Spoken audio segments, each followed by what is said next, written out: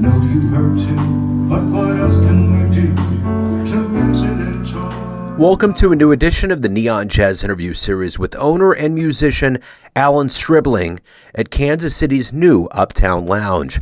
Originally from Kansas City, he cut his teeth on the San Diego jazz scene. He took on the task of rehabbing the old Davey's Uptown location and turned it into a new jazz club in Midtown called the Uptown Lounge. He delves into history, the club, plans, and so much more. Enjoy. Good. Hey, thanks for taking a minute out. I appreciate it. You bet. So before we kind of orchestrate a timeline to when the Uptown Lounge was opened up, I'm curious about your history and your past leading up to getting to a point of, being a musician and being a business owner. So the first thing I'd like to get into is, where were you born and raised, and kind of what was your childhood like to give you these seeds of motivation? Well, I grew up here in Kansas City. I was born in South Carolina, but moved here when I was less than 2 years old. Always had a thing for music. My father was a classical pianist, and I started picking up the keyboard when I was about 4 or 5 years old, and started taking lessons when I was 6, and just kind of maintained that throughout my high school career. Played in everything from the marching band to the jazz band. Had some really good influencers along the way in terms of private instruction and teachers that really helped me along.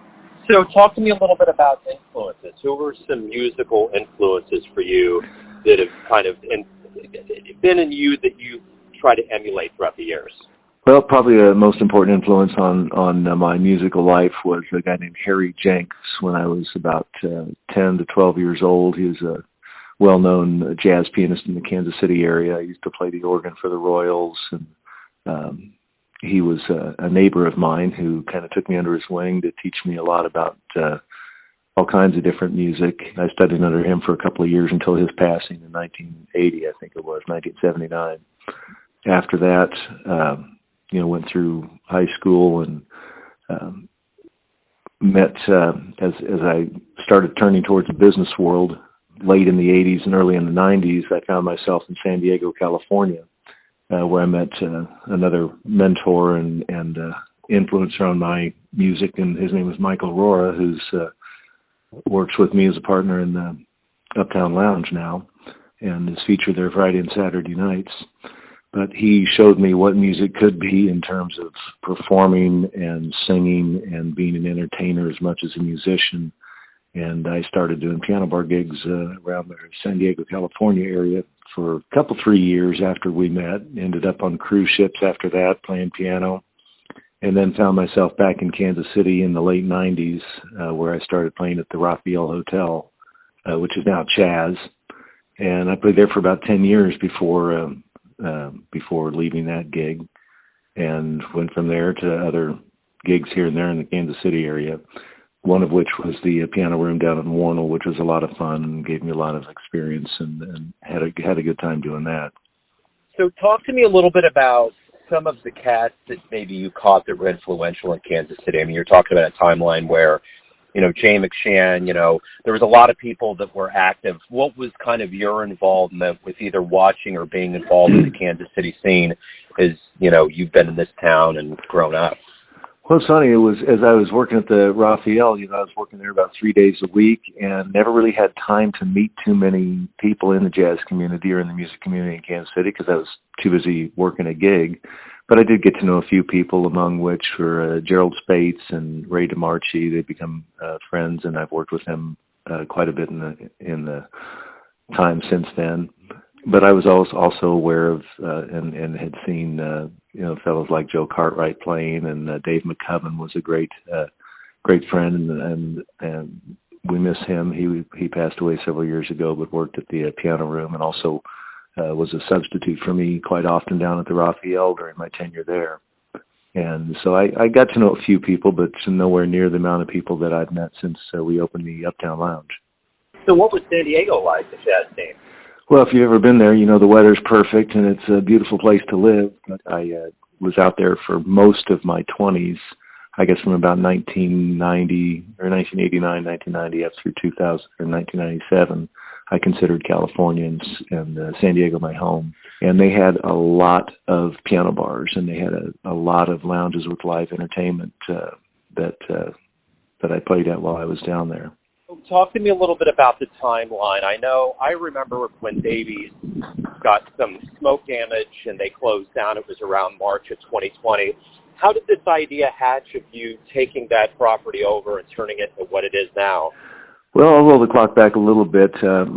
My good friend Mike and I had always talked about, doing a place of our own. Wouldn't that be neat? We'd love to do that. And so we kind of always had that in the back of our minds. And then when Mike moved up here at the start of COVID to be closer to his family in Boonville, we started actually looking for a space and looked quite a while for something casually, and then met a lady named Pam who was the owner of the building and the landlord for the what used to be Davey's.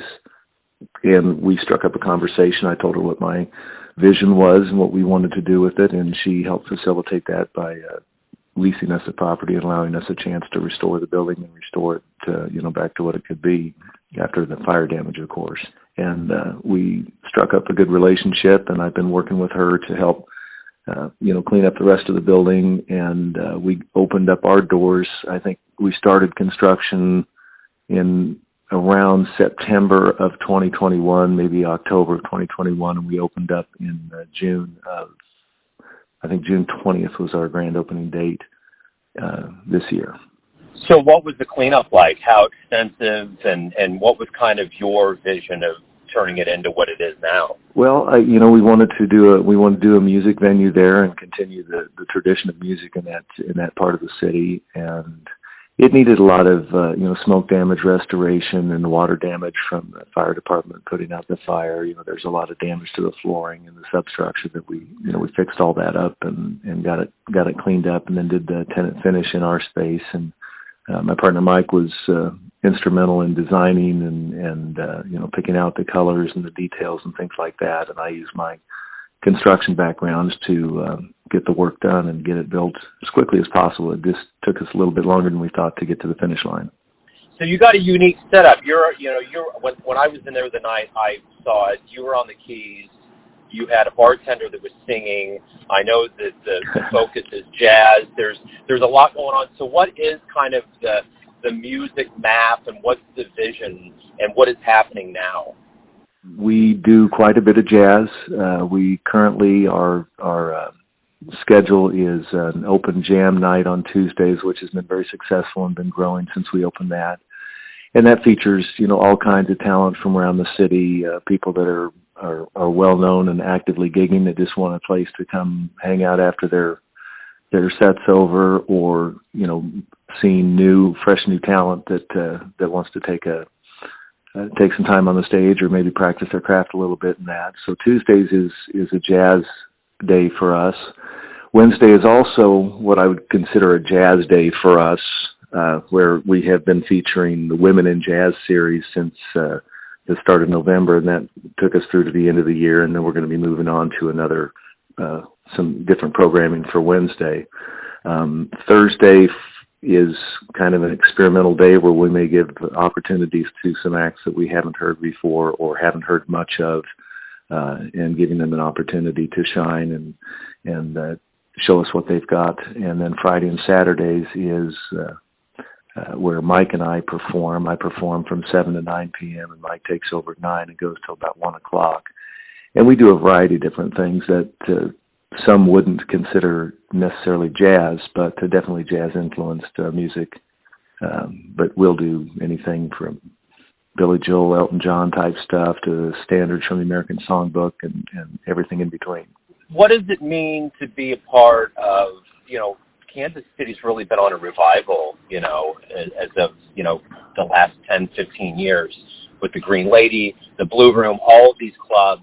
There's a lot going on. What does it mean to be a part of that, a scene that's doing really well? There's a lot of musicians coming here. What does it mean to be a part of that? Well, it's really an honor to be a part of that in a city with such a diverse musical background, and it's been a real treat for me to meet as many people as I have met since we opened our doors, and to recognize just the staggering amount of talent that this city has, and we're real excited and pleased to be one of the venues that helps bring some of that talent to bear on giving people the opportunity to experience it and hear some fantastic music from some incredibly talented people. And it is a remarkable city to be a part of, and it's just amazing how much talent there really is out there. So if anybody out there wants to know the schedule, anything more about the club, anything related to what's going on now and into the future, where's the best place for them to go and figure that out? So they can go to our website at www.uptownloungekc.com or friend us on Facebook, and they'll get the daily alerts and what's going on and who's on the schedule and what's coming up. And that's definitely the best way to do it. We're also on Instagram. And you can find all those links on our website at www.uptownloungekc.com. Well, I can vouch for the fact that it's wonderful. It has a great environment. I'm so glad to see another jazz club in there. I was very impressed. So thank you for taking time out today to talk about it. Good luck with everything and being a part of the jazz scene here. I really appreciate that, and thank you for taking the time to speak with me and giving me the opportunity to talk about it. Thanks for listening and tuning in to another Neon Jazz interview, where we give you a bit of insight into the finest clubs and players in Kansas City and spots all over the world, giving fans all that jazz. Thanks to Alan for his time, energy, and cool.